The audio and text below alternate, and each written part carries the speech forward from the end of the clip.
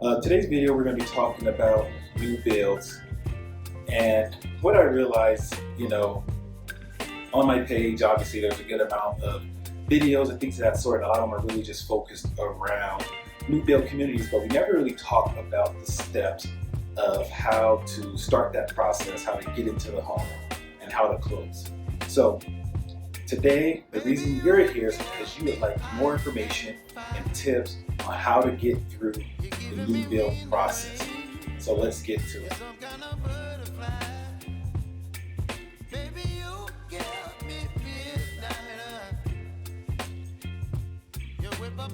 So step number one, researching budget. So the first thing you want to do is do some research on, kind of your expectation really on what you expect to have and happen throughout this process. Take a look at your budget. How much do you want to spend per month? If you're currently renting, do you want to stay around that rental number? If you're a current homeowner, do you want to stay around your current mortgage? Are you looking to increase your mortgage? Are we upgrading? So get familiar with where you want to be with your budget, and do some research on the process of building and things of that sort. Number two, we want to choose a location. So have an understanding of where you want to live and what's going on in the surrounding areas, whether it be, school district, commercial properties, things like grocery stores, entertainment, outdoor activities, walking trails. What is your preference in your ideal location that you're seeking for your new home? And my advice, be open, because each location is going to give something a little different, and that's everything from price points to schools to outdoor activities to even grocery store types. Some people have a preference of this grocery store over that grocery store. So be sure to take a look at the location where you would like to live, and basically from there we would see if there's any opportunities with new construction homes. Secure financing. So this is the utmost important part. Basically, working with me, we will take a look, we will go, shop around a few lenders and see which lender is going to give you the best value, the best rate. And this is important because the last thing you would want to do is go look at new build homes and not have any idea of what you can afford. And the reason that's important is because when we're looking at these new build communities, they start off with a base price, then they start adding on, increase the pricing from there. So you'll start off with a base price, then there's a lot premium, then there's features, there's finishes, there's upgrades.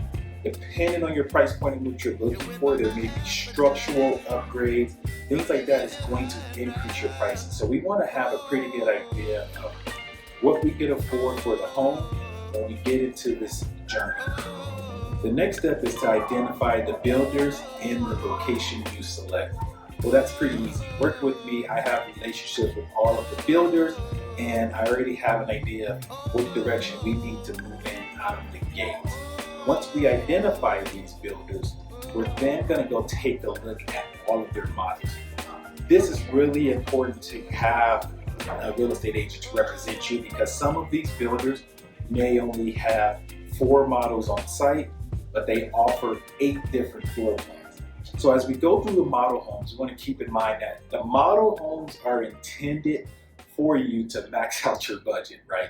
They want you to walk into the model home, look around, and want everything that you can lay your eyes on.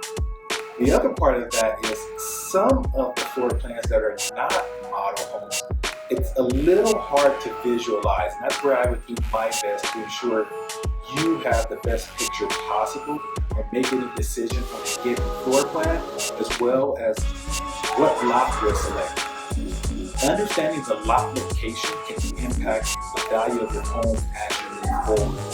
So of course, in a brand new community, there's lots that are going to hold a higher value than other lots, and as your real estate agent, it's my job to make sure you are aware of that and choose a lot that's going to be the best fit for you. Next, out of all of these options and all these homes we take a look at, we're going to select a floor plan. The floor plan can vary from 2 stories to a ranch style home to homes with basements. You know, do we want a main bedroom and an office on the main level, and then the remainder of the bedroom upstairs?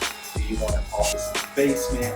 Again, there's plenty of options that comes with the floor plan. Again, having someone by your side that understands the process and understands what's going to be the best fit for you and helping you make the right decision. Once you pick your floor plan, we're going to take a look at options. When I say options, we're looking at customizing the home. We're looking at countertop finishes, carpet, floors, paint colors, different accessories, cabinet knobs, things like that. So it gets very granular. And what you don't want to do is go to a home design or a home studio with no idea of what you like or what you want. My best recommendation is take a look at the models, take a look at magazines, get familiar with current styles, things of that sort. Get a base of an idea of what you want for finishes, what colors you want, and then when we go to the design center, it's going to make that process a lot easier for us to select the finishes you want for your home. Once all this is completed, everything's piled together, we then take a look and review the contract and the terms of the contract. So working with the new builder, there's definitely going to be a deposit amount that they're looking for. Depending on what stage the home is in, you can have a build time from completion time of 3 months to over a year. And that's going to depend on the size of the home, how far along the home is when you go see it, what options you select, things like that. But all this is going to be within the contract, the terms that is really determined by the builder. The contract is really what you want to have an understanding of, because in the event that something happens or something goes sideways, the contract is going to determine where we have it now. And to be perfectly honest with you, dealing with builders, once they have that deposit, it's tough to get out of that contract. So we want to make sure we make all of the right decisions, because the last thing we would want at closing is to have any regret in the home that you will now do. Once all this is locked down, we then monitor construction. And what I say by we is really me. Obviously, you go visit the home throughout the process. Whenever you want. I go visit on a regular basis. 1, to make sure we're moving along. 2, to make sure we're staying on schedule. 3, to make sure that nothing's missed. Typically, we'll receive 1-week update calls from the builder, but that doesn't always happen. So, as your representative, I like to have my eyes on the project. On top of that, there's also going to be city inspections, things like that, to make sure we're moving along. And as we get closer to completion date, with the builder then obtains a certificate of occupancy. Basically, is the city clearing that home, ready to move in, and is now habitable. Finally, we're getting towards closing. So we may be 2 weeks out from closing at this point. The home is completed. You have your certificate of occupancy.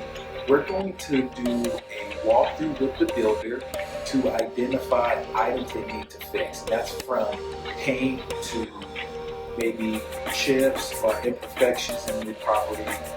In some cases, I've experienced maybe the ceiling fan is not in the ceiling of the room as it should be. So we typically will call this the blue tape walkthrough. We would walk through the property, basically highlight everything that needs to be fixed and repaired, and report that back to the builder so they can have it repaired prior to closing. The other thing that I recommend is having the home inspected by a third party. This is going to give you an understanding of things we may have missed during the walkthrough. They'll take a look at the roof and exterior. It's the same inspection that you would get when buying a resale. Scope the sewer line, things like that. Because believe it or not, builders do leave things behind that are not obvious to the naked eye. So definitely move in that direction and getting a third-party inspection. After inspection, once we get to closing, you sign all your documents. Guess what? Congratulations, you now have your new building. And again, I have experience in this area. I would love to be able to assist you with that process. I'm very familiar with all the builders, how they operate, what their options are, and when we may be able to strike the best deal with those builders. So if you're interested in getting more information, and actually want to see a few model homes, feel free to reach out to me, John Nichols of Coldwell Baker Realty, 720-877-1340. Thanks for sticking around.